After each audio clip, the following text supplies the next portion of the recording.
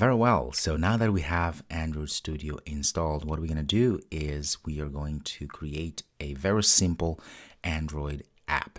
Now, realizing that this Android app here, I don't expect you to know anything about Android Studio, nor do I expect you to know anything about developing Android applications. So at this point here, all you need to do is to follow along what I'm doing. So this is just to get us going with Android Studio. So to get our feet wet, as we say, with Android Studio. Okay, so just follow along. I also expect that you won't understand everything that we're going to go through here, which is totally fine because we'll learn all of this stuff as we go along in the course. So don't worry if things don't make sense. Just follow along and enjoy. All right, so once you open your Android Studio, depending on whether you have had other things that I've done before with Android Studio, you should see this. If not, no worries, okay? This should be empty. You won't be able to see anything there. So what I'm going to do, I'm going to say start a new Android Studio project. So click here, and then we have this awesome prompt here, awesome wizard, if you will, that allows us to then choose what is it that we want to start doing, right? At the top here, we have phone or tablet, Wear OS, TV, Android Auto, Android things, and so forth. Obviously, we're going to be focusing on phone and tab, so the first tab here. And then we have different options here. So we have an option of adding no activity at all. Of course, we don't know what activity is right now, but we will understand all of that. Or we can add basic activity or empty activity. What I'm going to do here is I'm going to just go ahead and add an empty activity. Okay, so I'm going to say next. This is where we're going to add a name for our application. So I'm just going to go ahead and say show name now, something like that. Okay. You notice also we have a package name here. So the package name is very important because that is the ID of your application. Again, we'll talk more about that later. Okay. So this is where we can save our project. So you can change to where you want to save your project. Right. So if you click here, then it will take you to other places where you can add where you want this project to live. So it doesn't matter where, as long as the place where you would know. And for languages here, we have options of Kotlin and Java. So in this course, we are going to be using Java. So obviously, we're going to say Java. Now, the minimum API level here, we will talk more about that at a later time. But for now, we want to make sure that this simple app runs on more than 95% of devices. Okay, so just click on API 19. So you can click here and get any API you want. Again, I don't expect you to know what this API really is, but it's just levels of different versions of Android at this moment. So we're going to go with KitKat 19. That's totally fine. And we're going to say finish. And in a few seconds, we have this beauty showing off here. Okay, so there's a lot of things going on, but we are going just to focus on one thing, which is to get things running and get our first application working. So this is the boilerplate app. Okay, so we have this XML activity here where we can use to create our user interface. And we have the actual Java file, so the entry point, if you will. Now, as it is right now, we can actually go ahead and run. So if I click here, assuming we were able to create our emulator previously, we can just go ahead and click here. So in your case, you probably won't have all of this. You probably just have available virtual devices, only one, because that's what you may have created already previously, right?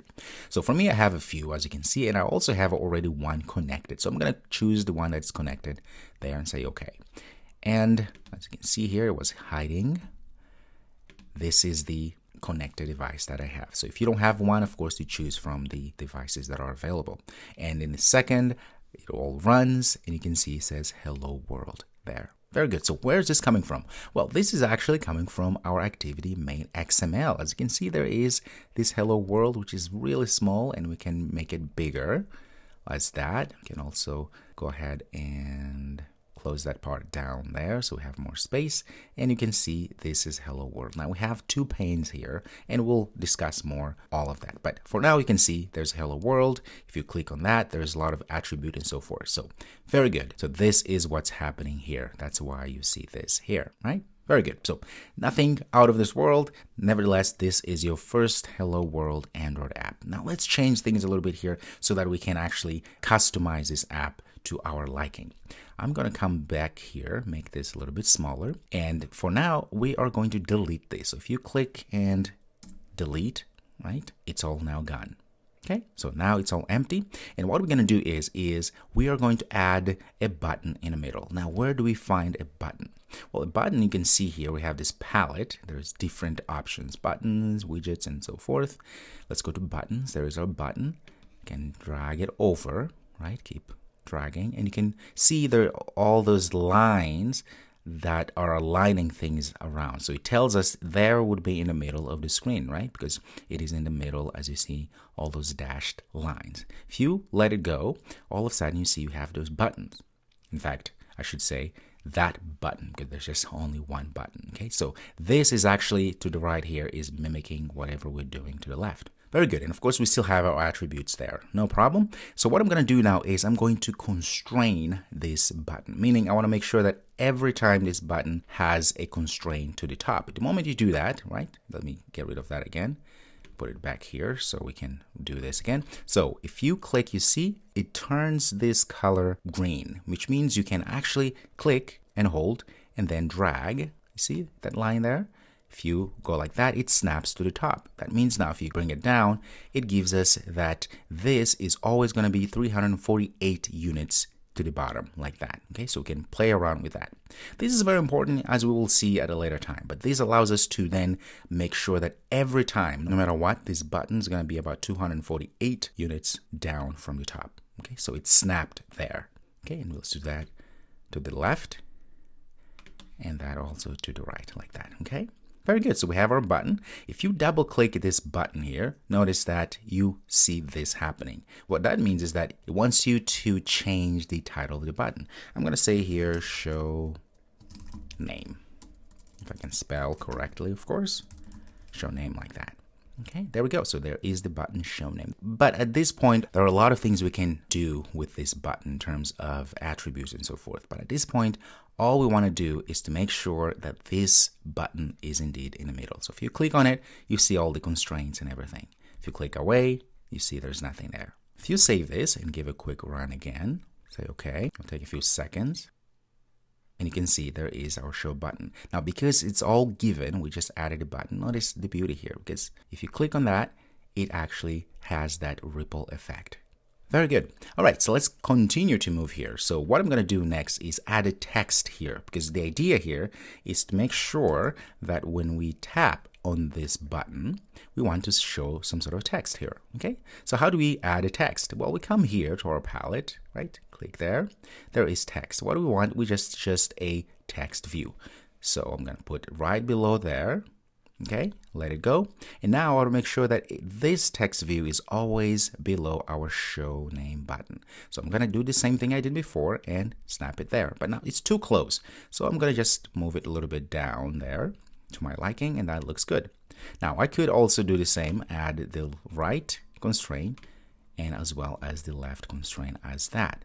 Okay, if you save this, and notice we also have this icon at the top here. So what this is, it means, okay, if we are doing our development here and we don't constantly have to rerun everything, because that means we'll have to compile our code every time we do so.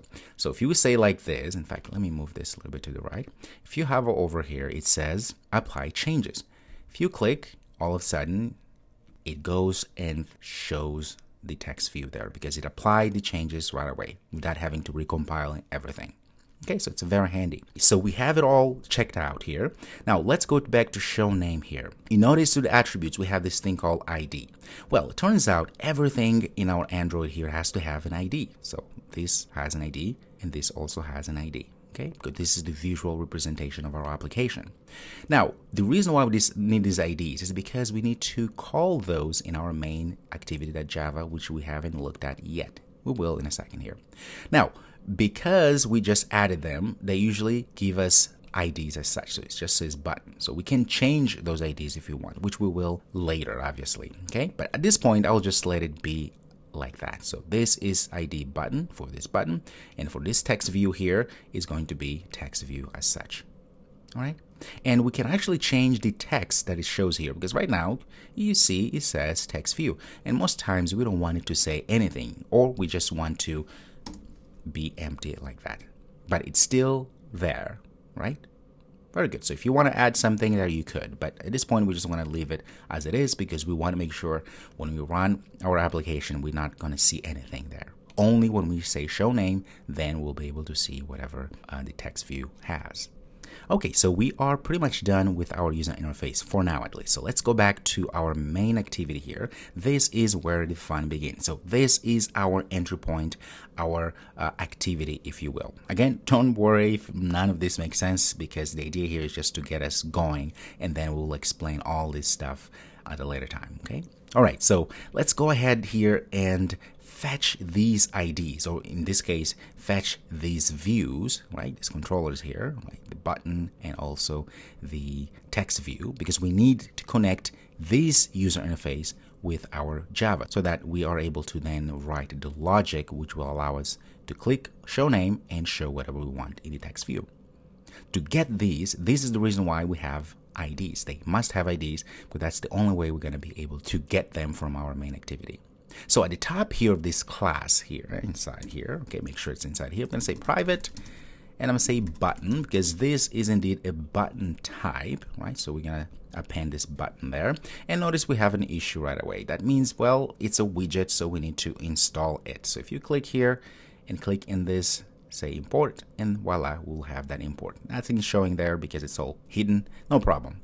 Okay, so now we're going to say, give it a name. I'm going to say my button, like that. I'm going to do the same thing with my text view, right? Because we need to pass the type of the things that we want to call from our user interface. Okay, it's my text view. I'm just going to say here, show name. Oops.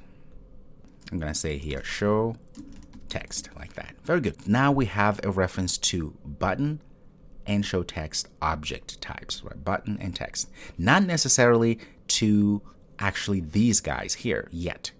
We do that, meaning connecting to these IDs, next. To do that, well, we go into our own create, because this is where everything happens. Right below here, I'm going to go ahead and say my button, and I'm going to find it. I'm going to say find view by ID. Ah, wonderful. So here I'm going to say r.id.button. So what are we doing now? We've created at the top here my button reference, if you will, right? And now here, what are we saying is we are getting the reference to our ID button, which we created here. This ID here, which is button, to say, okay, let's go now and get the handle of this show name here so we can actually do things to it. That's what we're doing here. We're going to do the same thing to our show text. Find by ID, r.id.show text, or did I say text view? We didn't change anything, did we? So these IDs have to be obviously exactly the same. Let's click here, there. You can see the ID is text view. Okay, so it has to be exactly the same. Very good. So now we have those two. At this point here, I can show you that we indeed have this show text, which is this text view here, right? We can actually handle it inside our main Java activity. Look at this. I can go ahead and say show text dot access something, and I can set a text to that show text, which is a text view, as you can see there, right? And inside here, I can pass something like, hello, I am here, like that. If I save this and do a quick, I should be able to see, hello, I'm here. All right, very good. Of course, this is not what we intend. What we intend to do is to make sure that when my button is clicked, we then change this show text to whatever we want to change to. All right, but at least I showed you that now show text, which is exactly this text view that we added here, we can access it indeed inside of our main activity. And we can set the text to whatever we want. That's why we're able to see this. Hello, I'm here. All right, so in the next video, what we're going to do is we're going to wire up our show name so that when they click, we're going to show some sort of text here. Very nice. I'll see you next.